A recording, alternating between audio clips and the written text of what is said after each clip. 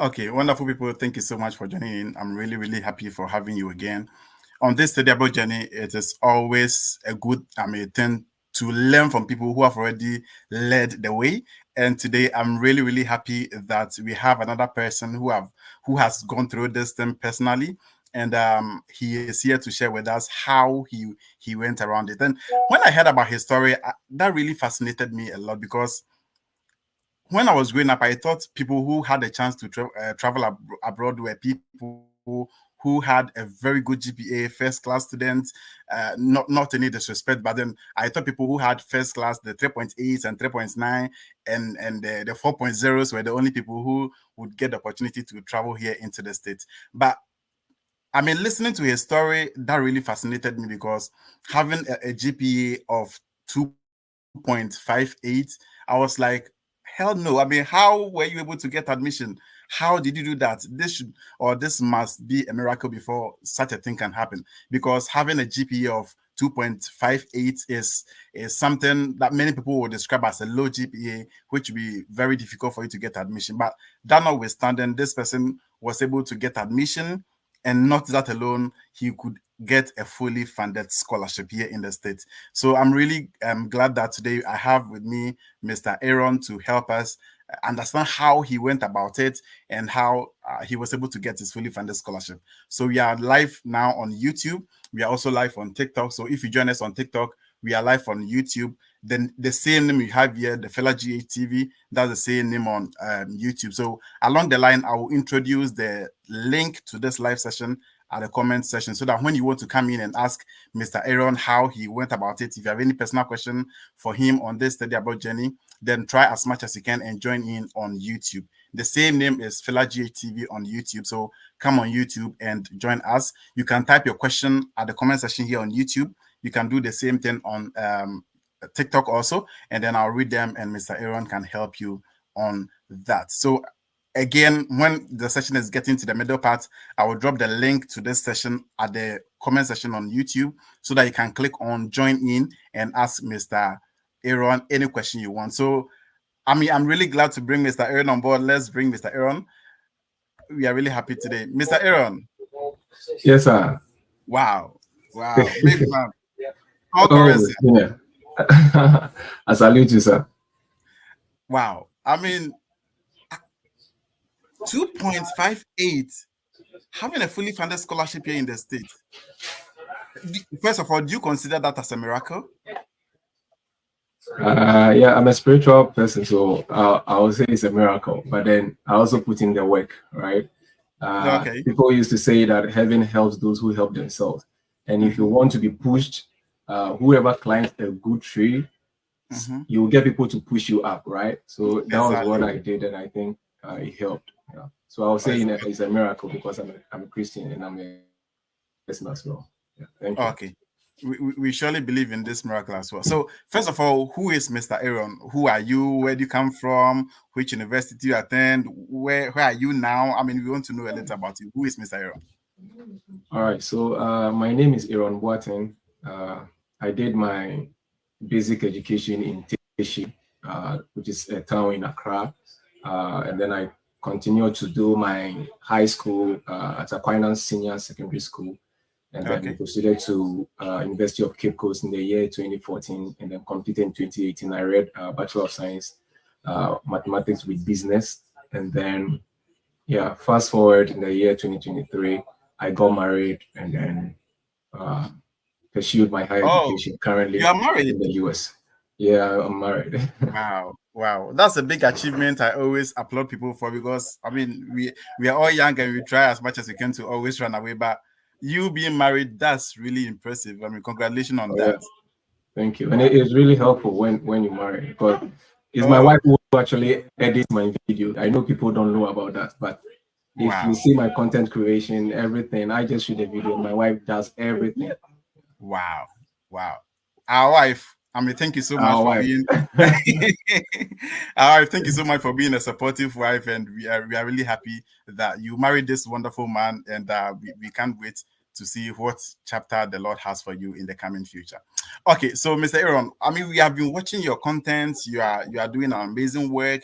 You are creating content about this study abroad also, and you're helping people. You are giving people hope again. Why did you choose to go this line?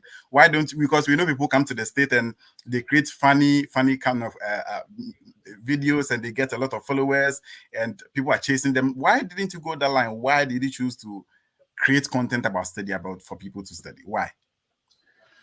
All right, thank you very much for this question. So yes, like you said, people used to create like funny videos and other styles. Why didn't I go into that? And then I came into creating study abroad content. And I mean, I'll say everyone and the passion that drives the person. So my passion is Exactly. I mostly love to share ideas and knowledge with people.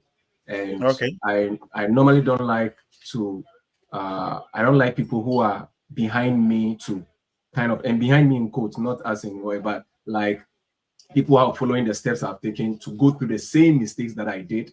That cost me. That is why I started creating the content. And then also to tell people out there that it's not only the study abroad journey is not only for first class students, neither is it for second class upper. Okay. If you are like if you have lower, you have third class, you can still do it.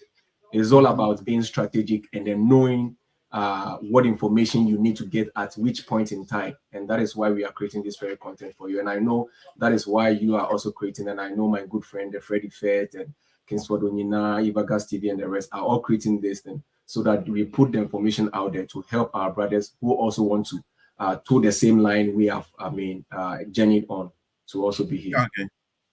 Okay. So what is your inspiration for doing this? What motivates you to keep on doing this? Once you came in, what is inspiring you to still keep on creating this content for people to study? Has there been any motivating I factor know, behind yeah, this when you came in? you you know this content you are in this too, so you understand. Like when you're creating content, it's not like it's a full-time job you are doing or it's a full-time thing you are doing. You are schooling, Yeah. and I wasn't fortunate. I would say fortunate or unfortunately, I'm married, so I have family responsibilities. Aside Mm-hmm. that, you also have family back home. So considering all this, and if you don't have any intrinsic motivation, you will give up on the way. But then the Exactly. joy I find is when I see my other colleagues who have been able to assist to also be here. It gives me that joy, and that is what keeps me going forward. Like this Okay. semester that we are about to start. When we came, it was only one Ghanaian who was here, and then Mm-hmm. two of us, three of us joined, so we became four. And then as we speak, this semester alone, through my advice and information I put out there and everything, we have 10 Ghanaians now, as at now. Like 8 of Wow. them joined us this very semester, and 2 have left to other places to do their PhD. Yeah. 10 Ghanaians now. Yeah. Wow. Wow. That's really amazing. That's really, really amazing. Congratulations and thank you so much for giving people, I mean, hope that they can also believe in this study abroad journey. So let me ask you, when did you have this whole idea of studying abroad? When did this start? How did this start? When did you conceive this whole idea? Fila, Charlie, the idea there, it came like 2018, 2019 during my national Oh, service on UCC campus. I was doing my national service with the College of Distance Education. So when I saw when we were about ending the service, and I saw some okay. of my friends flying, Charlie, I was like, let me also start towing this line. And before then, my ex-girlfriend actually got opportunity to do an exchange program Okay. with one university in US. So that kind of started driving me like, oh no, I want to study outside. And Mm-hmm. me personally too, I've always yearned to live in the US, like always yearned to come and then experience the US culture and the US life. So Mm-hmm. back in 2019, that was when it birthed. But then everything came to fruition in the year 2023. And it's a Okay. whole journey. Wow. Wow. So if I get you clearly, it started somewhere in 2018 Let me say and 2019. 2019. Okay. Yeah. And it drove you through all this while. Yeah. Okay. When I saw your GPA, the first question that came in mind was, what were you doing in school? Were you sleeping? Did you have an accident? Were you poor that you didn't get books to study? What actually brought you to that point that you had a GPA or you graduated with a GPA of 3.2? I nearly gave you something in addition. What happened that you graduated with 2.58? What happened in school? Yeah, thank you very much. Mm-hmm. I know sometimes when you mention some of these GPAs and the rest, people will be like, did you go to the university to joke? 4 years Mm-hmm. you were sleeping or you were doing this thing? Yeah. Mm-hmm. And I want to use this very opportunity to tell people out there that today there was something I learned at church, and that everything that we become comes from the mindset that we have, right? Mm-hmm. So get this from me. Everything who you are right now, just sit down and do the calculation, do the analysis. You will realize that whoever you are now was based on some decisions you made and your mindset, the mindset that you were Okay. having towards everything. So back in UCC, when I got to UCC, I had a friend who was ahead of me in Aquinas, and he was reading mathematics. So I thought it was that, since I've come to meet a senior brother, why don't I speak the senior brother and give me some gist about the whole program and then Mm-hmm. how UCC mathematics is like. And he told me that UCC mathematics is difficult and that you will struggle. Like you have to assignment one question, you have to use like 4 pages, 5 pages. And so Wow. that kind of stuck in my brain or in my head. And that was the mentality I was using to approach the entire program right from level 100. Wow. So the mindset was math is difficult. That Mm-hmm. was it. So if you look at my grades, all the business courses, the economics, I was making A's in them. My Mm-hmm. list in management courses and then economics was a B. Okay, we use B plus, so it was a B plus. But Mm-hmm. when you come to the mathematics courses, that was where it was bringing me down. I could score like D, score like C, D plus, and the rest. So it was pulling me down. While the management courses were sending me up, then the maths was bringing me down, and it was all because of the mindset and The what mindset. that person told me. So I want to tell your audience and everyone watching us that Mm-hmm. don't ever, when you hear information, sieve them. Whichever one you think is good for you, let it stick with you. Those that are not good, throw them away. And the same energy you will use to dwell upon negative, use that energy to dwell upon the positive, and you'll make it in Mm-hmm. life. Yeah. So that Okay. was what actually affected me. Okay. All right. So Mr. Aaron just explained what affected him, that he made a GPA of 2.58. But something he said that really is inspiring is whoever you are today are based on certain things that happened to you in the past. So yes, it might not be the right thing, it might not be the best, but then it has an effect on whoever you become in the future. So it's about you tilting it to the positive direction and making it's a better one for you. Thank you so much, Mr. Aaron. We are really inspired. So let me send this across that we are live on YouTube. For those of us who are watching us on TikTok, we are live on YouTube now. The same name here is the same name on YouTube. Fela G. That's the same name on YouTube. Kindly go to YouTube and then send in your questions. You bring in your questions as and when. And then getting to the latter part of this show, I will send a link to the live session at the comment section on YouTube so that you can click in, join, and ask Mr. Aaron any question you have. So if you're joining us on TikTok, kindly try as much as you can and join us on YouTube. So if you're on TikTok, the link to my YouTube is under my bio. Click on the YouTube logo you see. It will send you directly to YouTube, and then you can also join in and ask your question.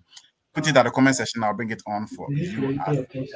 So, Mr. Aaron, after graduating with a GPA of 2.58, we know people come to the state with first class 3.8, 3.9, and they were what was the motivating factor after having 3.8? Sorry, why do I always want to give you some after having 2.58? Why did you still have the dream to chase this? What was the motivating factor? What was pushing you to dream big? Like, I can also make this possible, even though I graduated with a GPA of 2.58. All right. Thank you very much. So, one thing I did that really helped me was I wrote my dream. When I came to Accra, I remember I took an A4 sheet and then I wrote my dream on it that I want to travel to pursue my master's degree in the US. And Okay. I stated a year towards it. So I stated 2021. It didn't work out. Then I'll do another one and then I'll change it to 2022. It didn't work out. Then I did another one and changed it to 2023. And I placed it close to my bed. And that was kind of, anytime I wake up and I see it, it resets my mind. If my mind was dwelling on the negative, it resets my mind to say that, okay, this is the dream I have. This is the dream for this year. This is what I am achieving. And so whatever resources I will need and whatever thing I will need to do, I need to put them into realizing or achieving this very dream. So I did that, and then that was kind of motivating me. Then what I did differently again is that I realized that, so 2021 I applied to like 6 schools. They all rejected. Not even one of them gave me admission. So right after that, I was like, no, this dream cannot die. We are still going for it. So 2021, by then I've sat for GRE because people told me that, oh, if you have a good GRE and you support it with that of your low GPA, you get admission and then you can get funded. But then maybe it didn't work out for everyone. So I wrote a GRE, I got 295, I added it to my application. 2021 got 6 rejections. Then I said no. So I went back to Google. No. Hold it, please hold it. Did you say 6 rejections? Yeah, 6 rejections. All the schools, that all my money, everything, my energy, everything. And you know, this journey, it lasts for 1 year. So everything I put in gone wasted. Wow. Yeah, 6 you applied to 6 schools and all the 6 schools rejected you. All of them. Trust me, if it had been me, I would have stopped dreaming about this. To get 6 rejections, I don't know how I could have motivated myself to still rise and chase this dream. Okay, please continue on that. You know, and the love letters, that's the heartbreaking thing, was it was coming consistently. So immediately this one drops, 2 days later the other one will drop, the next day the other one will drop. So I got broken, but I said no, the dream must still come to pass. So quickly I went to Google and then I typed, how can I pursue my master's degree in the US with a Cgpa of 2.58? So I started scrolling through, and you know, Google will give you millions of results. So I started scrolling through the number of pages, and then when I got to, I think, the 10th page, I found about World Education Services. So I went to I probed further, and I realized that they had a tool called the West Cgpa calculator. Then I used that tool. So that tool will actually tell you, it will pre-inform you of how your GPA is going to be in the US system when you do the official evaluation with World Education Services. So I used that tool, and then right after that, I realized that my GPA shot to 3.2. I didn't believe it. I didn't believe it. I was like, no, this is a lie. So I was like, okay, since this is an official website and they are paying the system for, they recently celebrated their 50th anniversary. So I was like, okay, there is a credible institution. So definitely their website is not a scam. So let me give it a try. Then I remember I started saving, and then a friend in US who was in North Carolina, Benjamin Nano, who is currently a doctor, supported me, and then I paid for my World Education Services. Then when the main official was done, within 7 days, when I saw the GPA in the US system, I was shocked. Exactly 3.2. Wow. And I was like, no. Then this time around, we are going again. So I added it to my GRE, and then quickly I started doing my applications, and then it was all good news. By the end of 2023, I found myself in the US. Yeah. Wow. That's really impressive. So so if I get you clearly, you wrote a GRE previously. That was even part of the 6 rejections you had, and then you evaluated your transcript also, and then you shot to 3.2. Am I correct with that?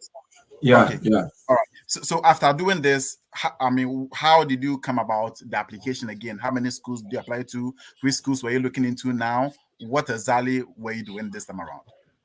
Yeah. So when I saw that the WOS Cgpa calculator was helpful, and I put in the main official evaluation, then I traveled to UCC to talk to.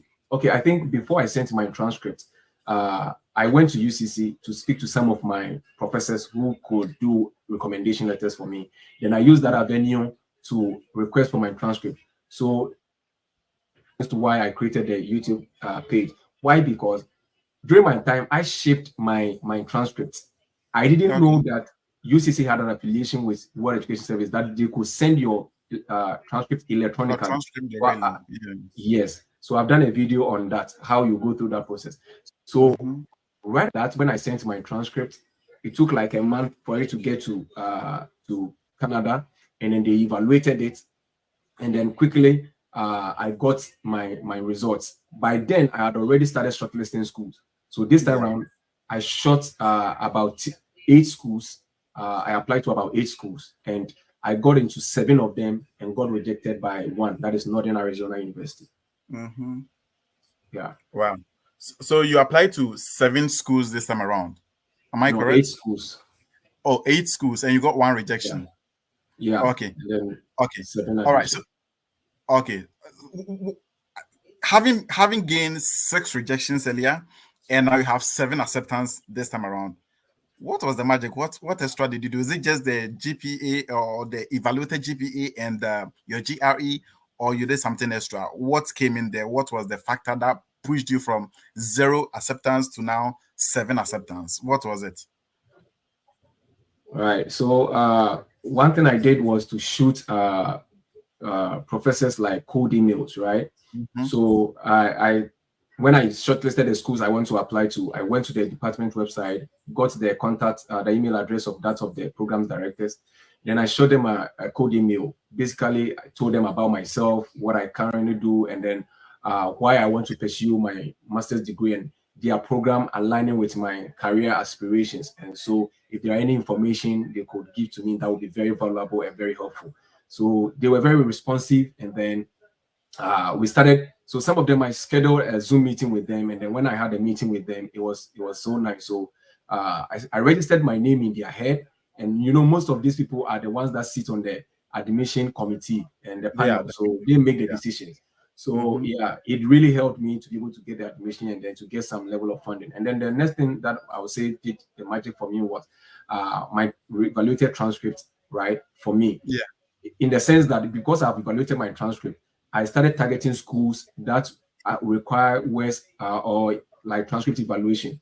And those schools, most people wouldn't be able to apply to them. So it made the competition there very less. And that is the advice I mostly give to people. And the other thing too I did is all the schools I applied to, not all of them require transcript evaluation. Like Mm-hmm. University of Northern Colorado doesn't require transcript evaluation. But what I did was I matched my home country transcript and that of the World Education Services one, and then I used that one for the applications. And Mm-hmm. I got funding over there. I got funding at Bowling Green State University, but then finally came to that of the University of Texas at Tyler. Yeah. Wow. Wow. Okay, so let me jump deeper into it. There's 7 admissions you had. What were the packages? Did you, if you can remember, or you can give us a gist, what were the packages you had from these Uh, 7? some of them put there. I got here before I was receiving some uh, messages from them. Yeah, but if I Yeah. remember, Bowling Green, I had partial funding.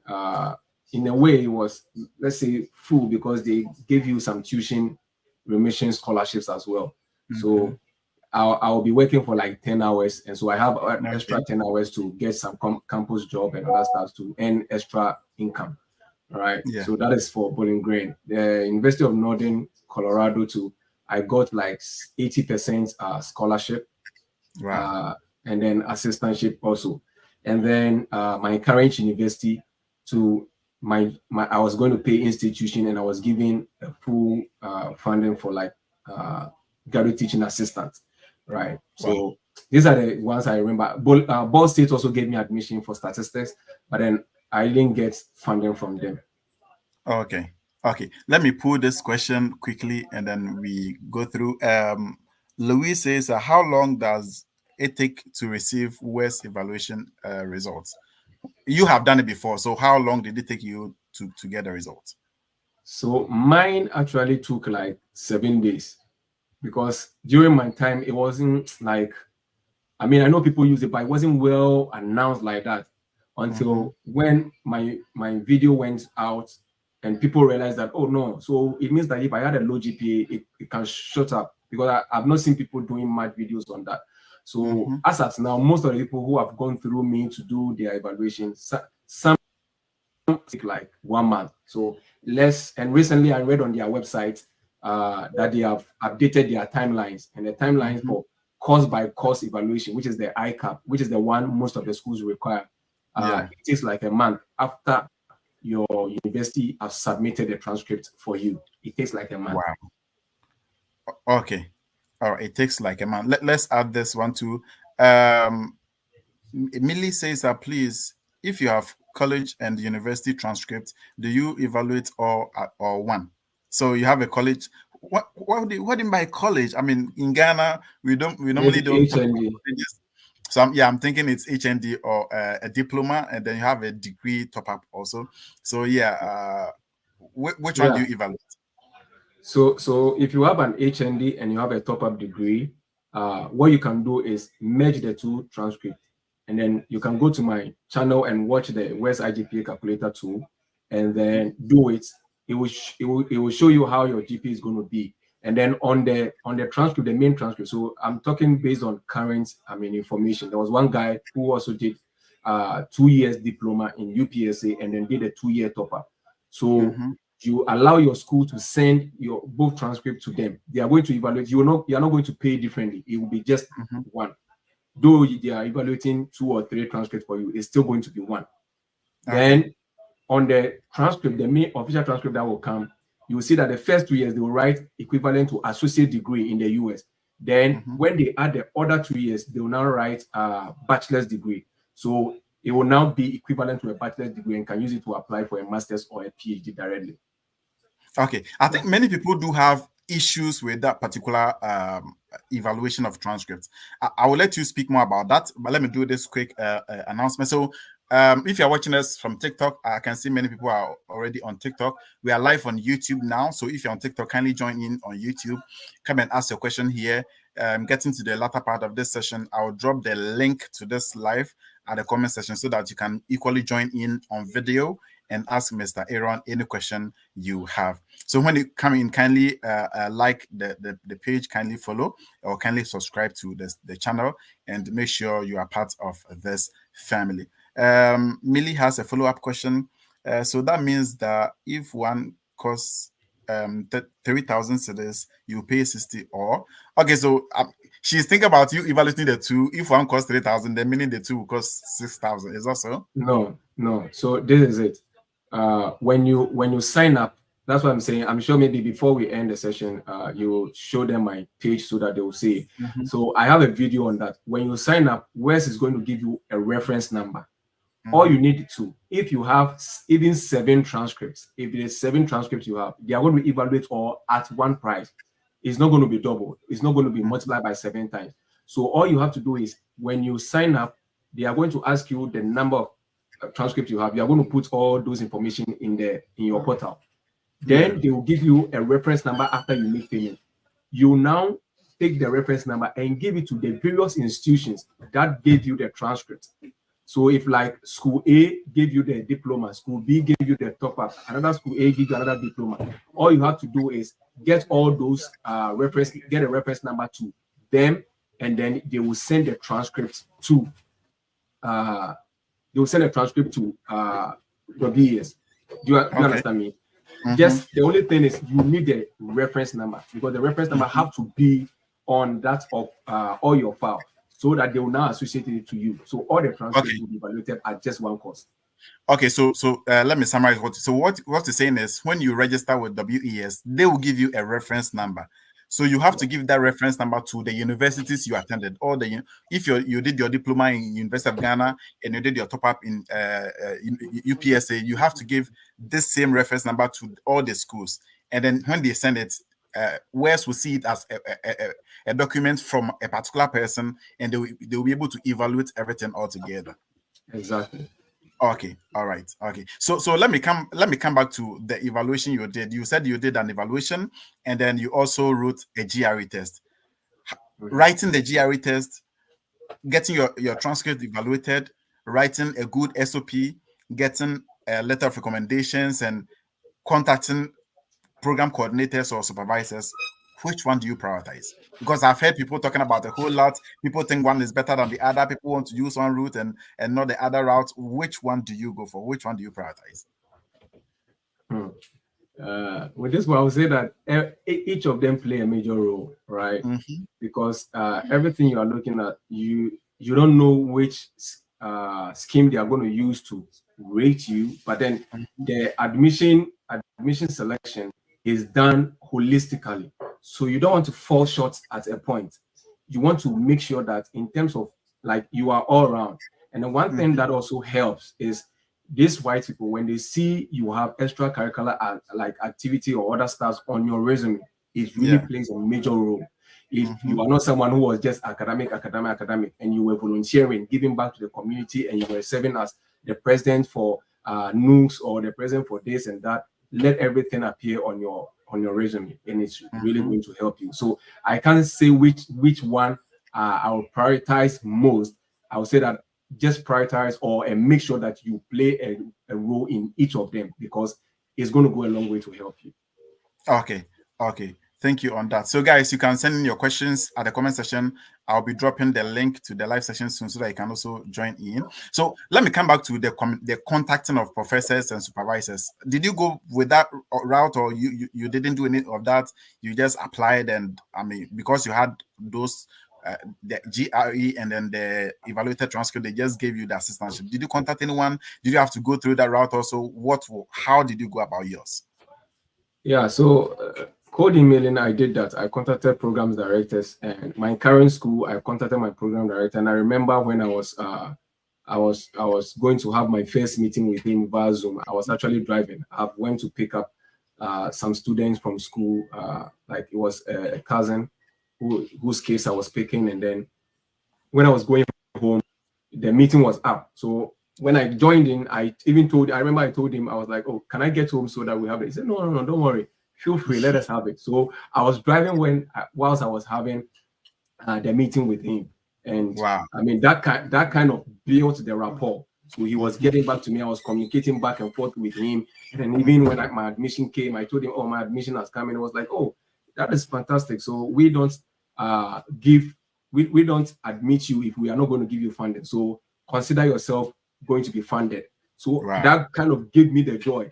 So I started closing my mind on the other schools. Then I started focusing more on this one. And then within 3 days or 4 days, my offer letter came, and then I started my visa processing. So yes, the contacting of program directors, it plays a major role. And one of the things I want to tell your audience is that if you are following this route, please be different. Don't be following people code email, then you go and dab, and then you just make some changes and say, no, be free. So what I told them was, I am Aaron Boateng, I completed so and so, I'm currently doing this and that. I've read through your program curriculum, and I realized that it aligns perfectly with my career aspiration. I will be very glad if you can, and I want to apply for the fall 2025 or fall 2020 this. I'll be very glad if you give me any further information that I couldn't find on the website that will help me to ace my application. And they will get back to you when they hear something like this. They know that no, this person is speaking genuinely, and they'll get back to you. But if you doubt and you are sending, things that people have already sent to them, you might not know because you're in your room, you are sending code email. Some people have already sent it. So if you go and have the same thing, they will see that you are not serious. Be different, please. Thank you very much. That was actually the next question I was going to ask you, because many people are like, what do they tell the program coordinators? What do they say? Someone sent me an email and I was laughing actually, because I felt like even if you send this to your friend who you have a rapport with, who you speak with every day, you can insult yourself every day. Even if you should send this email to your friend, this same friend will probably not either reply you or insult you or delete the email or something, because it has no content. And I was not able to figure out exactly what this person mean in this particular email. So I was actually coming to what should be the content of the email. What should they ask for? What is that particular code email? If you can give us a gist or a brief idea about what should that code email be about? What is it about? All right. So there are some information on the department's website. When you are code emailing professors, please don't repeat things you know you can find on the website. It tells the program director that you are not serious. You don't want to read. And it tells the program director that you are not ready for graduate education, because you can attest to the fact that the education system here, even though we are doing just 3 courses, can't be compared to doing 18 credits in UCC. I'm telling you, it is far different. So if you're not ready to read on the school's website and to get information yourself, then it means you are not ready to pursue your graduate studies in the US. So exactly. when you come to the contents, like I said earlier on, just be unique. Don't go. I see people emailing me, oh, can you send me a sample of your code email that you no, it's not necessary. Code email, all you need to tell the program director is who you are. So I am Aaron Boatin. I completed the University of Cape Coast in the year 2018. I read Bachelor of Science with mathematics with business. If you like, add the GP. If you like, just leave it. So I graduated with this thing, or I was among the top 1% that graduated. I have read through your program curriculum for Master of Science in maybe mathematics or statistics on the department's website. And I realized that the program curriculum aligns perfectly with my career aspirations. I'm looking forward to putting an application for the fall 2025 semester. I'll be very glad if there are any further information that will be very relevant for me, and then how to, for me to be able to put in a good application and stand a higher chance of getting into this very program. Don't even talk of funding over there, unless perhaps you don't find funding on the department website. But if you find funding there, don't even ask. And even if you didn't find it there, I always go with the notion that don't even ask them about funding. The thing, when you said that if there are any relevant information that will be very helpful to you, they know that funding is very relevant and they are going to talk on that. So if you tell them that, you open the game for them. So now they will now give you most of the information, and that was what I used. So don't dab people's code email. It's not right. Just be unique and just doing it. Okay, you said something that triggered my interest to ask you this question. Funding is our main motive for doing this whole code email, whatever. And you are talking about, I mean, you are saying that we shouldn't talk about funding. So where does the funding come from? When does it come in the story? Good. So after when you shoot the code email, that's what I'm saying. That so with the funding, one of the things that you should do is go to the, like, some of your friends LinkedIn profile. So like me, for instance, when I was in Ghana, I went to some of my friends, Odetta, Frederick, a whole lot of people. I went to their profile, and then I'll see if they are teaching assistant or research assistant in their school. That automatically tells me that the school gives funding. Yeah. You are good. Now, the next thing is you yourself, you can probe on the school's website. If you probe on the school's website and you don't find it, like I said, don't even ask the programs director. When they get back to you with the relevant information, and then there is no funding stated in it, and no program director, take this from me, no programs director will come back to you and reply you without bringing you anything with regards to the funding. If they didn't state anything with the funding, then you now get back to them and tell them, okay, I'm ready to put in my application. But then does it come automatically with funding, or I have to do a separate application to be considered for a graduate teaching assistant? Immediately you put it that way, when they are funding available and everything, they are going to tell you. But like I said, take it from me, most of them will give you every information regarding their department. They'll give it to you if you ask them that code email, or if you shoot them in that code email that I mentioned. Okay, all right. So let's take, is it games? Sorry if I don't get your name right. I can't even pronounce the game. Okay, so he says so if your GPA if your high school GPA is around 3.61 after evaluation, is it going to go up? Okay, so Aaron, let me base on this and ask you this question: is it always the case that your GPA is always going to go up when you evaluate your transcript? Is it always the case that it will surely shoot up when you evaluate your transcript? I can't tell, but most of the people that have gone through me, all of them, their GPA rises. I've not seen one person whose GPA fell. Now, that is why you can use the tool I call the West IGPA calculator. You are not paying the money yet. All you need to do is to pre-inform you. So take your time. It doesn't take more than 10 minutes. All you're going to do is just fill in some information. It's just 3 steps. Fill in some information. When you finish, you enter your courses. So you don't even enter the course title. They will give you a section for the course title. Don't enter it.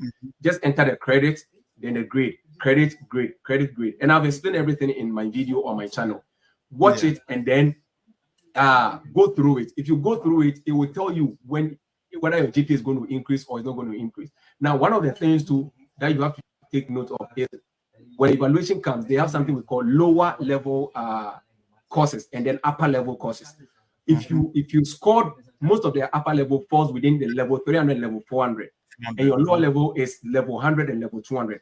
Why? Because during level 300, 400, that's where now you are specializing, especially if you are doing a double degree, like sociology with something, and now you want to major in a particular one. It's mostly around the level 300. So those are the years that they think that, oh, you were doing something relevant to what you want to do in your graduate school. So if you scored high like grades at that point, it gives you a high boost. So like when I did mine, my boost was like almost plus 0.5. Now other people did yes, and their own was like around 0.4. I know people who had even higher GPA than mine. They had like 2.65, but when they did it, they got 3.1. But when I did mine, I had 3.2. So a whole lot of factors come to play. That is why you have to use the West IGP calculator to pre-inform you and tell you how your GPA is going to go before you put in your money to be able to do the official evaluation.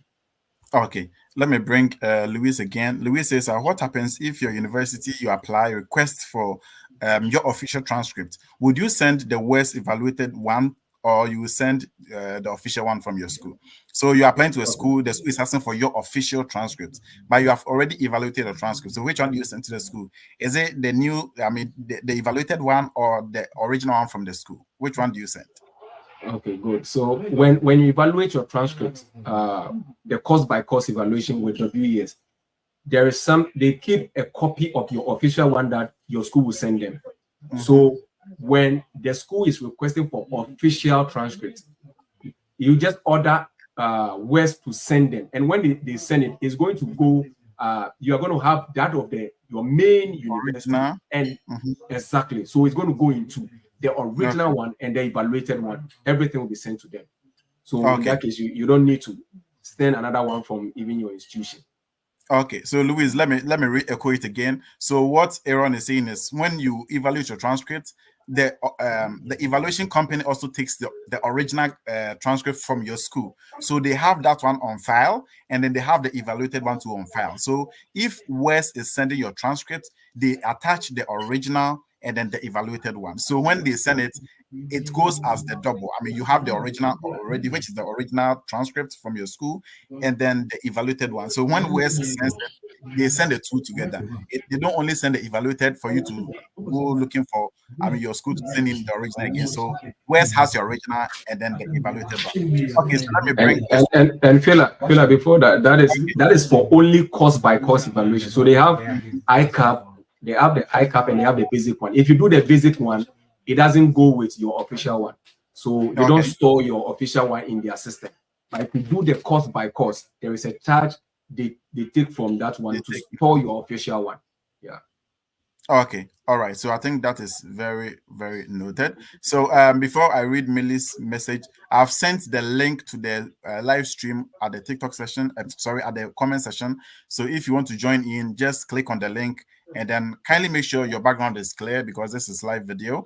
And then make sure you are not at a noisy place. And then I'll be able to bring you on to ask Mr. Aaron every question you have. So I've dropped the link to the live session at the comment section already. Let me do it again. If you want to come up and ask Mr. Aaron your question, just click on the link, come up, and then I'll be able to have you on live and you can ask your question.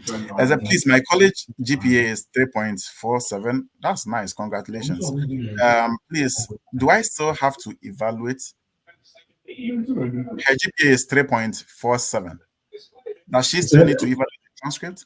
It said my college GPA is 3.47 and my university GPA is 4.01. Please, do I still have to?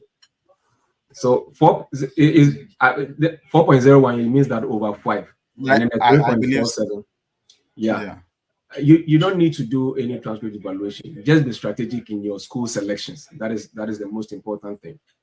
The transcript evaluation is for if you want to apply to school A. That is school A. You really love the school and that is where you want to go. And they require the transcript evaluation. Then you have no need. You have no option than to do the evaluation. Now, aside that, if your GPA is low and you want to be among the competition, then it's better you do the evaluation. Why? Because now a lot of people are pursuing this very study abroad journey. So the competition now is tight. Unlike 2010, it wasn't that competitive as at now. So you want to also up your game so that you can be on the same skill with them. So it will be very good you evaluate your transcripts. Yeah. Okay. But then this person, you don't need to evaluate. Okay. Let me add this one too. This one is also in the same line. Which one is the best for low GPA? Is it writing a GRE or doing the WES evaluation? So this is a tough one. this is a tough one. I mean, yeah, which one is the best for a low GPA, whether GRE or the WES? In my case, from my own opinion, I would say go for if your GPA, if you do the World Education Survey, you use the WES IGPA calculator, and you realize that your GPA is going to be beyond 3.3 or 3.4, then I'll say that don't write the GRE. Rather go for the World Education Services, because that is going to widen your scope. The GRE, some schools are still going to waive it. Most schools now are waiving. Even there are some schools now, they want to even take the GRE off their requirements. So if you write it, it wouldn't give you more advantage than that of the World Education Services, that of the transcript evaluation. So I'll rather go in for the transcript evaluation than the GRE. Yeah. Okay. All right. So guys, the link to the live session has been posted already at the comment side. Kindly click on it and request to join the live stream and ask Mr. Aaron every question you have for him. If you're on TikTok, I can see many people are requesting on TikTok. I'm sorry, I cannot bring you on TikTok, but then we are live on YouTube. So if you're watching on TikTok and you're requesting, kindly go to my bio. Under my bio, you will see there's a YouTube logo, that red YouTube logo. Click on it. It will send you directly to my YouTube page. And then you can now join in the live session on YouTube. And then you can request to come on live and ask your questions. So please, those of us watching from TikTok, kindly go to my bio, click on the YouTube logo you see under my bio, and request to come on YouTube live, and then come and ask your question here. We'll be bringing the session to an end very soon. So if you want to request, kindly do that quickly, so that we can address your issue for you. If you want to put it at the comment section too, that's very welcome. Good day, sir. I've gone through some schools' websites, and I discovered that one has one has to have a GPA of 3.0, I guess, on the scale of 4. Yes, exactly. And mine is 3.99 on the scale of 5. So is there any possibility for mine increasing? Okay, you mean when you also do your evaluation, is there any possibility to increase? I believe that should be your question. So Mr. Aaron, his GPA is 3.99 on the scale of 4. Yeah, so if you want to go with the transcript evaluation, 3.99 is good.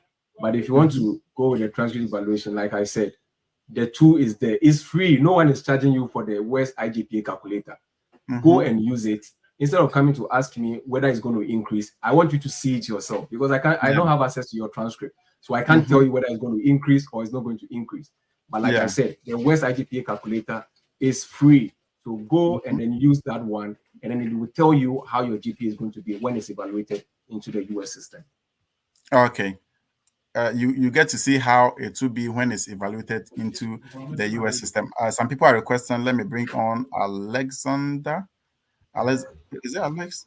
Okay. Alex Daniel. Alex Daniel. Okay, Alex, let's have you. Good evening, Sheila, and good evening, Aaron Inspire. I'll be brief with my question. It's not actually for me, it's just my friend in school. His CGPA is around 3.29 on a scale of 5.0, though he has sent his result for West evaluation, and he has research experience. He worked with the Ministry of Lands. He's in geoinformatics department, and he intends to publish his research work, final year research work. So my question now is, what are his chances of getting funding if he should could email any professor with the low CGPA that he's having and research experience? Okay. All right. So you guys should take this from us. We, those that create content, right? Talk of Fila GH, Aaron Inspires, The Fred Effect, Kingsford Unina, everyone that is creating content out there. we don't give scholarships and we don't give assistantships. Get this from us. All Please we are doing say is that again, Aaron. Say that again. all right. So what I'm saying is, any of us that you watch our YouTube, our TikTok, or like the content creators about study abroad, we are not sharing assistantship positions. Neither are we sharing scholarships. All we do is to get information for you guys that we are privy to, and then we share it with you, and then you go and then do your further search, and then take up the next processes from there. So as to whether your chances of getting assistantships or not getting assistantship, it all depends on getting the information we are sharing out there to be able to go to the department website and do some of the work yourself. We can't come and tell you that this school will take you and give you funding. And then what if you go and apply and maybe during that time the competition was very tight and you didn't stand a chance to get an admission? Would you say I lied to you? So instead of doing that, I would rather give you the information. Oh, this school is waiving an application. Oh, this school is giving assistantship of this, or this there is a position open in this very school. All you have to do is to go and apply, do your necessary search, and find out the requirements. If you meet everything, put in the application and just trust God, and everything will be fine. But as to whether your GPA is going to give you assistantship or not assistantship, I know people who have first class 3.8 who are still in Ghana. They are applying, they are not getting assistantship, and people like 2.5, 2.8, 2.9, and even 3.0 are getting assistantship. So you can't base on the GPA alone. And like I said, the admission committee, they look at everything holistically. Talk of recommendation letters, your statement of purpose, your resume, and then your GPA. So don't focus only on the GPA. The GPA does not give you assistantship or does not give you scholarship. It is everything put together that is going to earn you the scholarship. Thank you very much. Okay. Okay, Alex, thank you so much for joining in. Please, those are the backstage. Unless I see you on video, I cannot bring you on. So please, if you're coming on, please make sure you're on video because you're live on YouTube and you want to have that consistency. So please, I can see Sarafina and then is it Nawel? And sorry about that. So let me pull this question up whilst we try bringing these people on board. Okay. Someone failed one paper but graduated with second class upper. After evaluation, he got a 3.51 USA Cgpa. What is his chance of getting fully funded civil engineering? I think this is not different from the question Alexander asked. Yeah, and then if you feel the course, if you feel the course, don't be disturbed about that. I also I feel the course and I have to reset, right? I feel the course and I have to reset. But then when they are doing the evaluation, that very course will be marked with parentheses, like it wouldn't be used in the calculation, so it's not going to even affect you. Yeah, so that's fine. Okay, but all right. So that's for Nobel. Mr. Avin Forrest. He said, please, I'm currently in level 300 in Nigeria, and I wish to proceed with my degree in the US. Do they consider credit transfer policy from Nigeria universities? So if you are in a university in Nigeria, do they consider transferring your credit to the US? It depends on the school. And if you mean transfer, does it mean that you are coming to, if you are applying as a transfer student, it's different. Like I said earlier on, I know a friend, when I was doing my national service, she came to do one semester over here. And it was because it was through the Center of International Education, that is CIE of UCC. So some of the universities, the public universities, have affiliation with some schools in the US and the rest. So if you apply through that, then you can transfer, come and do one semester, and then go back and finish up. And then when you finish, your chance of getting a master's program here is very high. Now, aside that, if you are looking at coming as a transfer student, you have to seek this very clarification from the school, because we are not the school officials to tell you whether they will accept transfer credits and the rest from that specific university you are talking about. So anything that you are looking for, if you are looking at maybe Ball State University, you are looking at their public policy program, just get in touch with them, the program director or the admissions department, and ask them you want to transfer, you are currently in level 300, like the same way you answer this question, put it in the nice email form and email it to them and to you. Okay. Mr. Noel, right? Kindly unmute yourself and let's have a conversation. Yeah. I'm now from Ethiopian capital, Addis Ababa. So Okay. I'm glad to get this opportunity. So welcome, and I want to ask you. I do have like 3 acceptance letter right now for the fall 2024, but I didn't get any kind of scholarship. So is there any chance I can apply to you to another universities for January 2025 intake? Also, I do have two prior visa refusal in US Embassy in Addis Ababa. So Okay. what shall I do? What shall I do? Okay. Mr. Aaron, Yeah. he has two visa refusal already.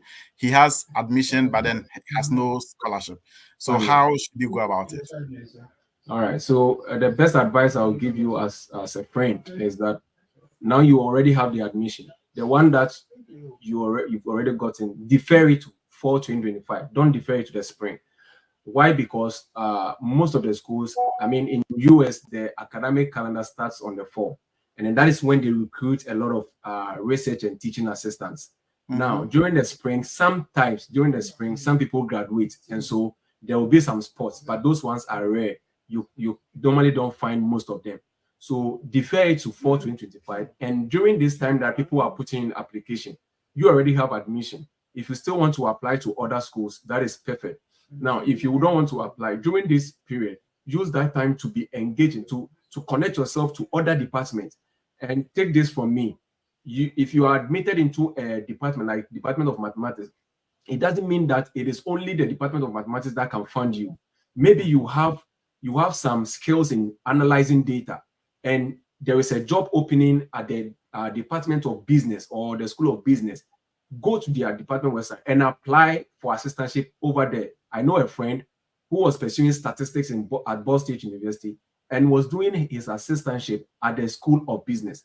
And so School of Business was paying him, and then they waived his tuition for him. But then he was schooling at the Department of Mathematics, that is the statistics department. So yeah, apply to other department scholarships as well, and then assistantships. Don't focus on only your department, and use this time to rather be searching for assistantships, and then also put in 1 or 2 applications. Yeah, no, that's what I'll tell you.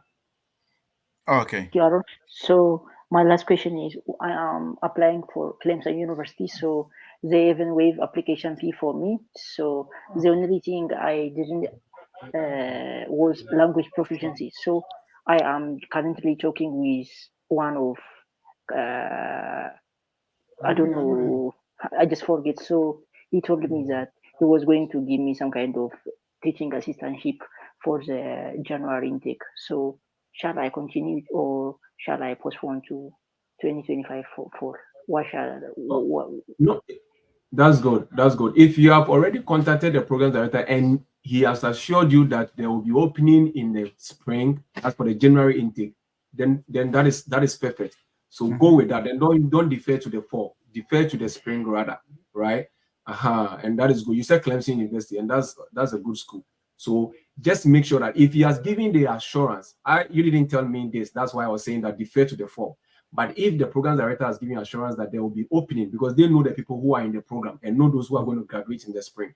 So if he's saying that there is an opening for the assistantship for the spring 2025, then perfect.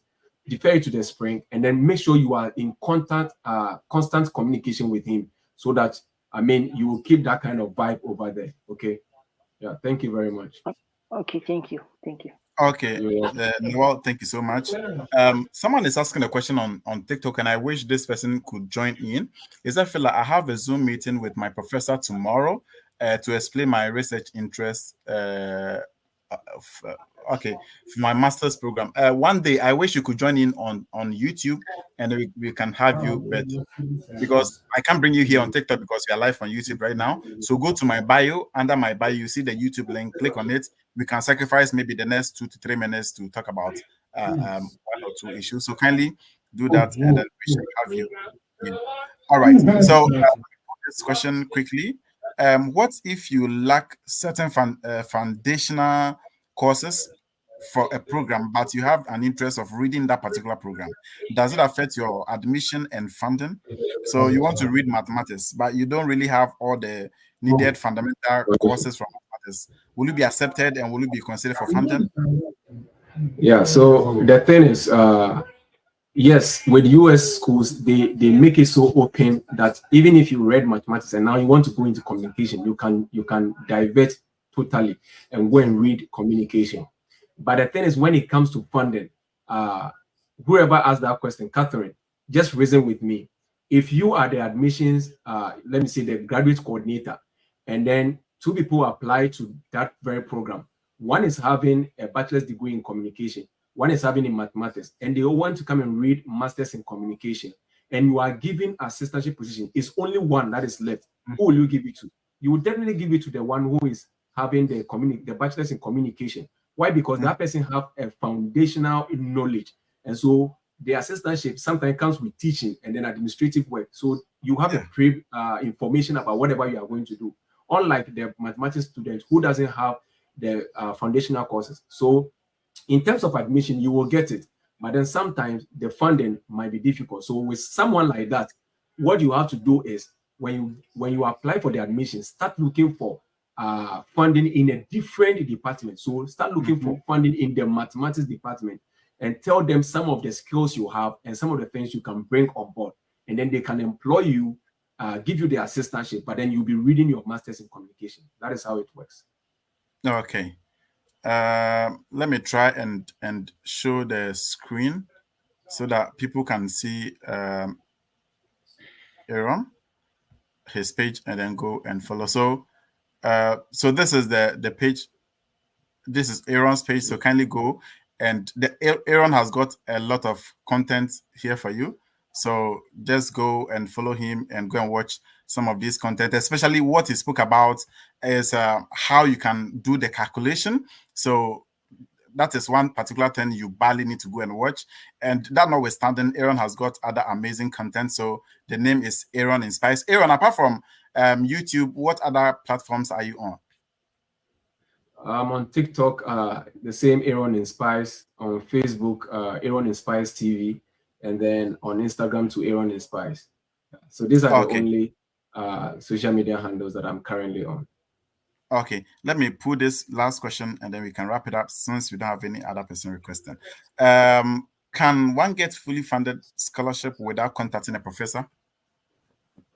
Sure, 100%. You don't. It's not always that you have to be doing cold emails, right?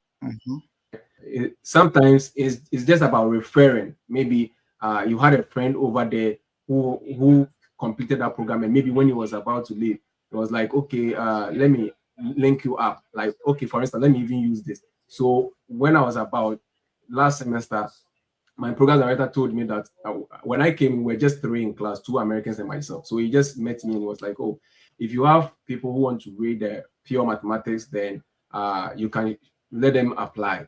They didn't contact the program director. But then when my program director told me that, I quickly reached out to people. I put it on some international people. People got in touch with me. And then I made them apply. They didn't even contact them. They applied. And then when they got admission, they started communicating with the program director. The funding came. So some people have been able to make it without necessarily contacting a program's director. Yeah, so it's 100%. You can get full funding without contacting a program's director or a professor. Okay. Anyway, I think there is no more question coming in. So, how is America treating you so far after a year? How is it like? I saw your pictures, and I don't know. You finally say it wasn't you, but I know you are actually having a good life. So, how is America treating you so far after a year? Oh, I would say so far so good. Like it's been very amazing, very awesome, and then I'm really loving it here because some of the opportunities we have here, we didn't get it back home, and so we are trying our possible best to harness every opportunity that we are finding here. Like I recently did my my internship with World Strikes, and my entire internship was fully funded. I was boarding I bought almost about 6 planes, like flights, and it was all fully covered. Wherever I slept, my food and everything was fully covered by the organization. And on top of that, I was receiving monthly payment for that. So yeah, so far so good. Like America has been very amazing and very supportive, and the good friends too that I have around has really made our transition so nice. Yeah. So Okay. I'll say it's worth it. I mean, invest in doing this very investment. So anyone that is watching us, you have a valid vision and a valid dream. Just go for it. Don't let anyone look down on you. Don't let anyone discourage you. Be very optimistic and stay positive. Okay. I mean, you said that, but then I'll still ask again, what other message, your last message for people before we sign out? You've been Yeah. saying one thing, and I really love it. You said your dreams are valid. I Yeah. really love that So statement. So what are your message, your final message? my final message is the same thing. Remember, your dream is still valid. Don't look down on yourself. And the same energy you will use to dwell on the negative, use that energy to dwell on the positive. It won't cost you anything. Because if you think about the negative, like you're going for a visa interview and you are thinking, hey, I'll be denied. My cost of attendance is very huge, or maybe my deficit is very huge, so I'll get denied. When instead of you using that time to ponder on the negative, rather be speaking to yourself, no, I've been approved. I'll get my visa approved. Dwell on the positive and everything will be fine. I love my good friend, the Fred was who say that everything will be fine. Just stay positive. So that's it. Remember, your dream is still valid. Be positive, stay optimistic throughout this process. And I promise you that for 2025, I will see you in the US. For 2025, I will see you in the US. So, I mean, that's the final words from Mr. Aaron Boateng. So, Mr. Aaron, thank you so much. We really appreciate the time in here, and your story has really motivated us so much. I mean, having learned this already, having known where you are coming from, how you transitioned, and how America is treating you so far, I believe our viewers are really motivated. One amazing thing is that if you didn't catch this live, you can always come back on YouTube and watch it. Thank you so much, Mr. Aaron. We really appreciate your time in here. Thank you too for having me. I really appreciate it. Okay. So thank you so much, guys, for joining in today. Mr. Aaron has actually blessed us today, and we are really thankful for his time and his teachings. He said one thing, that instead of thinking about the negatives, why don't you ponder on the positives? Why don't you think about the good ones? Why must it always be the bad ones? Why must it always be you being denied, you not getting funding, you being this, you being that? Why don't you think about the positives? And he always say this, and I really admire that your dream, your American dream, or your study abroad dream is still valid. So yes, just think about the positives, do the right thing. He talked about evaluation, he talked about writing SOPs, he talked about contacting professors or supervisors, he talked about so many things. Just take these things, think about the pragmatical way of doing it. Don't just listen and sleep upon it. Think about the practical way of doing it. And I believe, as he said, see you in 2025. Thank you so much for joining in, and we hope to see you another time. Have a wonderful day. Bye.